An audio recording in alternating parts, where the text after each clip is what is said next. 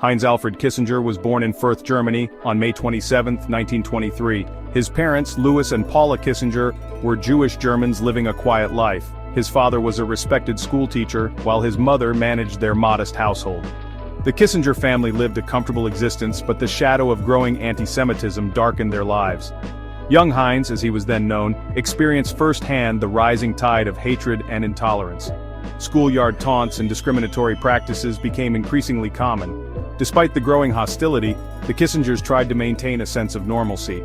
However, the Nazi Party's rise to power in 1933 shattered their world forever. With the enactment of discriminatory laws, life in Germany became increasingly perilous for Jews. Louis Kissinger lost his job, and the family faced social ostracism and threats. Realizing the grave danger they were in, the Kissingers made the heart-wrenching decision to flee their homeland. In 1938, they joined the exodus of Jewish refugees seeking safety from Nazi persecution. They left behind their beloved country, their friends and their possessions, carrying with them only the hope of a better future. After a harrowing journey, they arrived in New York City, finding refuge in the bustling metropolis. The Kissingers, like countless other immigrants before them, faced the daunting task of rebuilding their lives in a new land. Settling in the Washington Heights neighborhood of Manhattan, a hub for Jewish immigrants, the Kissingers began to adapt to their new reality. Heinz, now known as Henry, enrolled in George Washington High School, where he excelled in his studies despite the language barrier. To contribute to the family income, Henry worked part-time while attending evening classes. He embraced his new home while never forgetting the trauma of his childhood in Nazi Germany. The experience left an indelible mark on his worldview, shaping his understanding of power, diplomacy, and the fragility of peace.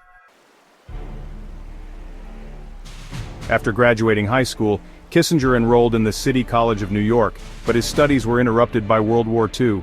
He was drafted into the U.S. Army in 1943. His fluency in German and his sharp intellect proved invaluable. He served with distinction in the Military Intelligence Division, participating in the liberation of Europe and the post-war occupation of Germany. Following the war, Kissinger returned to his studies, this time at Harvard University, where he earned his bachelor's, master's, and doctoral degrees in government. His academic brilliance and insightful analysis of international relations caught the attention of scholars and policymakers alike. He joined the Harvard faculty, establishing himself as a leading authority on foreign policy and international affairs. Section 5. Ascent to Power, Kissinger's Rise in American Politics. As Kissinger's reputation grew, he moved beyond the confines of academia to advise government officials and presidential candidates. His expertise on international relations and his deep understanding of global power dynamics made him a sought-after advisor. He served as a consultant to the National Security Council and the State Department, shaping policy discussions and influencing decision-making at the highest levels of government.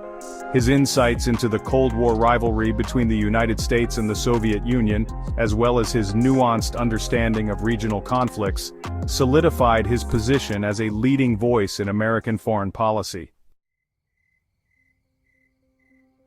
Section 6. The Nixon Years, Shaping Foreign Policy on the World Stage. In 1969, President Richard Nixon appointed Kissinger as his national security advisor. This marked a turning point in Kissinger's career, propelling him to the forefront of American foreign policy. Kissinger's tenure as National Security Advisor and later as Secretary of State coincided with a period of significant upheaval and transformation in the international arena. The Vietnam War raged on, the Cold War continued to cast a long shadow over global affairs, and the Middle East remained a volatile region. Kissinger, a pragmatist who believed in the pursuit of national interests through diplomacy and strategic maneuvering, played a pivotal role in shaping the Nixon administration's foreign policy agenda. Section 7. The Legacy of Diplomacy, Realpolitik and Beyond. Henry Kissinger's approach to foreign policy, often described as realpolitik, emphasized the pursuit of national interests based on pragmatic considerations rather than on ideology or moral principles. He believed that in a world of competing powers, diplomacy should be grounded in a realistic assessment of national interests and a willingness to engage with adversaries.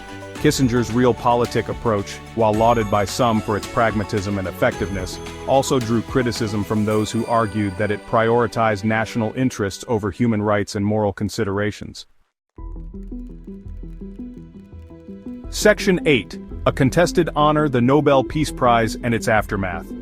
In 1973, Henry Kissinger, along with Vietnamese negotiator Le Duc Tho, was awarded the Nobel Peace Prize for their efforts in negotiating a ceasefire in the Vietnam War.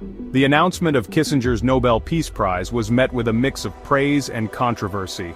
While some lauded his diplomatic efforts in seeking an end to the Vietnam War, others criticized his role in escalating the conflict and his support for controversial policies, including the bombing of Cambodia.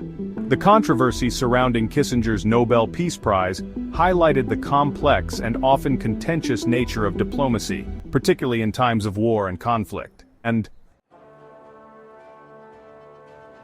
Section 9. The global statesman Kissinger's enduring influence. Despite the controversies, Kissinger remained a prominent figure in international relations long after leaving government. He founded a consulting firm, Kissinger Associates, advising governments and corporations on global affairs. He continued to write extensively on foreign policy and international relations, publishing numerous books and articles that shaped public discourse and academic debate. His insights into global power dynamics, his analysis of emerging challenges, and his reflections on the lessons of history continued to resonate with policymakers, scholars, and the general public. His life and career, spanning nearly a century, offered a unique perspective on some of the most significant events of the 20th and 21st centuries.